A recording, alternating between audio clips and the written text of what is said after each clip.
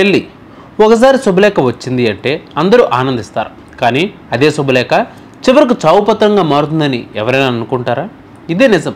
మన దేశంలో జరుగుతున్న కొన్ని హృదయ విదారక ఘటనలు చూస్తే ప్రేమ పెళ్ళి అన్న మాటల మీదే అనుమానం వస్తుంది. ఈ వీడియోలో మీరు వినబోయేది భార్య చేతిలో భర్తలు ఎలా ప్రాణాలు కోల్పోయారనే అసలు కథలు, షాకింగ్ నిజాలు.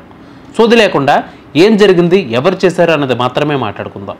ఒకప్పుడు ప్రేమించుకున్నారు, పెళ్లి కూడా చేసుకున్నారు. ఆ వెంటనే హనీమూన్కి వెళ్ళారు. అక్కడే భర్తను హత్య చేసింది భార్య.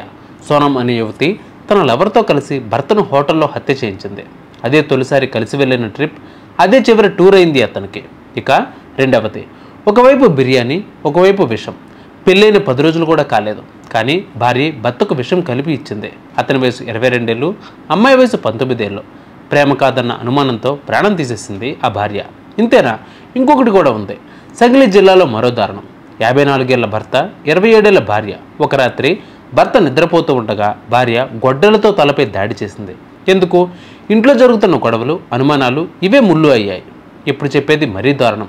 ప్లాన్ చేసి మరీ హత్య చేసింది భార్య. ప్రమాదంగా చూపించి ముందే ప్లాన్ చేసిన హత్య. అనూప్ అనే భర్తను తన భార్య పూనం లవర్తో కలిసి రోడ్డు ప్రమాదంగా స్టేజ్ చేసింది. కానీ పోలీసుల దర్యాప్తులో అసలు నిజాలు బయటపడ్డాయి. మన తెలంగాణలో కూడా ఇదే దారుణం. రంగారెడ్డి జిల్లాలో మౌనిక అనే యువతి తన లవర్తో కలిసి భర్తను గొంతు కోసి చంపేసింది. శవాన్ని దహనం చేసి ఆధారాలు మాయం చేయాలని ట్రై చేశారు. కానీ పోలీసులను మోసం చేయడం వీలు కాలేదు, దొరికిపోయారు. ఇక పెళ్లి అనే బంధం ప్రేమ పంట కాదు. అనుమానం పోతే శవం మిగులుతుంది. లవర్ మ్యారేజ్ అయినా, అరేంజ్డ్ మ్యారేజ్ అయినా సరే, మనుషులు కలవకపోతే చివరకు ఏదో ఒకరి ప్రాణం పోతుంది. ఈ సంఘటనలు చూస్తే ప్రేమలో బాధ్యత ఉండాలి, జీవిత భాగస్వామి అంటే నమ్మకం ఉండాలి.